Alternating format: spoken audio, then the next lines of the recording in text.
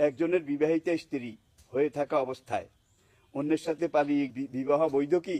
একজনের বিবাহিত স্ত্রী, এখন যেই গৃহস্থের স্ত্রী, স্ত্রী তো তার অধীনে এবং তার বিবাহ বন্ধনে আবদ্ধ, এই অবস্থায় অন্যের সাথে পালিয়ে গিয়ে বিবাহ বসার প্রশ্নই উঠতে পারে না।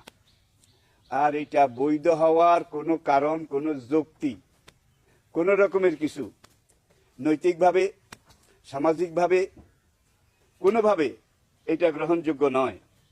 যেহেতু বিবি আরেকজনের, এখন এই বিবি পালিয়েও যদি যায় কারো সাথে, মনে করুন যার সাথে পালিয়ে গেছে তার স্বামী কিন্তু তাকে তালাক দেয়নি, যতক্ষণ পর্যন্ত তালাক দেয়নি ততক্ষণ পর্যন্ত মেনে নিতে হবে যে সে আরেকজনের বাঁধনে আবদ্ধ।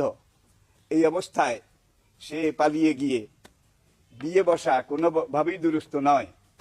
এখানে কোরআন পরিষ্কারভাবে বলছে যে কোনো স্ত্রী, কোনো নারী বিয়ে বসতে হলে, অবিবাহিত হলে বসবে, তালাক প্রাপ্তা হলে বসবে, স্বামী মৃত হলে বসবে। তিনটা, আমি আবার বলছি, অবিবাহিত তারা বিয়ে বসবে, তালাক প্রাপ্তা তারা বিয়ে বসবে, মুতাওয়াফিয়া আনহা জাওজ, যার স্বামী মারা গেছে তারা বিয়ে বসবে।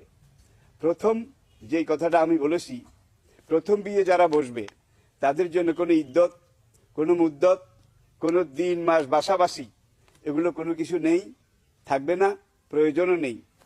কিন্তু তালাক প্রাপ্তা যেই নারী, আরেক স্বামীর সাথে বিয়ে যদি বসতে হয়, আল মুতাল্লাকাতু ইয়াতারাব্বাসনা বিআনফুসিহিন্না সালাসাতা কুরুইন, কোরআন পরিষ্কারভাবে বলেছে স্বামী তালাক দিলে একাধারে 3 তোহর, 3 হায়েজ, যেটাকে আমরা বলে থাকি 3 মাস 10 দিন ইদ্যত পালন করা।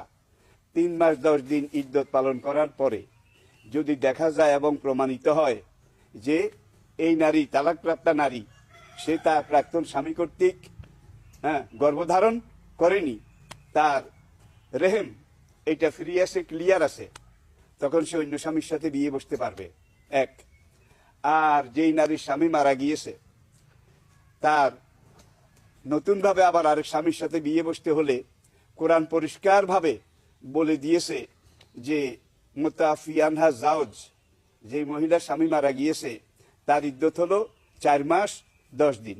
কোরআন বলছে আরবাআতা আশহুরিন ওয়া আশরা। এখানে কোরআন কোনো রাগঢাক, কোনো রকমের কুয়াশা ধোঁয়াশা এটা রাখেনি। পরিষ্কারভাবে, আই রিপিট, আবার বলছি, নারী যদি তালাক প্রাপ্তা হয় তাহলে তাকে 3 মাস 10 দিন ইদ্যত পালন করতে হবে। 3 মাস 10 দিন ইদ্যত পালন করা